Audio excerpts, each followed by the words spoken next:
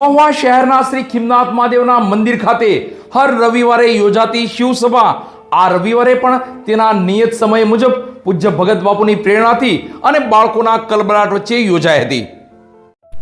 જ્યાં બાળકોનો કલબલાટ હોય, જ્યાં બાળકો રાજી થતા હોય, ત્યાં જ હંમેશા ઈશ્વરનો વાસ થતો હોય છે। પણ અહીં તો ખુદ ઈશ્વરી મહાદેવના સાનિધ્યમાં બાળકો કલબલાટ સાથે મોજ મસ્તી કરી રહ્યા છે। હા, હું વાત કરું છું શિવસભાની। હર રવિવારે યોજાતી શિવસભા આ રવિવારે પણ બાળકોના સથવારા સાથે, સેવક ભાઈઓ અને બહેનોના જ્ઞાન સાથે, શિવની સાક્ષીએ અને પૂજ્ય ભગત બાપુની પ્રેરણાથી શિવસભાનું સુંદર અને ધાર્મિક આયોજન કરવામાં આવ્યું હતું। શ્લોક ગાનના સથવારા સાથે, ધાર્મિક વાતોના વાતાવરણ સાથે, ટચુકડી વાર્તાઓના જ્ઞાન સાથે આજે પણ બાળકોએ શિવસભામાં મોજ કરી હતી। પૂજ્ય ભગત બાપુ મહુવામાં હોય કે અન્ય ધાર્મિક કાર્યમાં કે કથામાં હોય, પણ શિવસભાના સમાચારો પ્રાપ્ત કરી જ લેતા હોય છે। શિવસભામાં પ્રસાદીની વ્યવસ્થા કરતા સેવક ભાઈઓની સેવાને પણ આ સમયે બિરદાવવી જોઈએ। હર શિવસભામાં નિમિત્ત માત્ર પ્રસાદીના મનોરથી દ્વારા પ્રસાદીની સુંદર અને મનભાવની વ્યવસ્થા કરાતી હોય છે। ત્યારે આજની શિવસભામાં નિમિત્ત માત્ર પ્રસાદીના મનોરથી ભરતભાઈ ધનજીભાઈ ગોહિલ માયા સાડીવાળા રહ્યા હતા। તો શિવસભામાં ભરતભાઈ અને તેમના પરિવારજનોનું સન્માન કરવામાં આવ્યું હતું।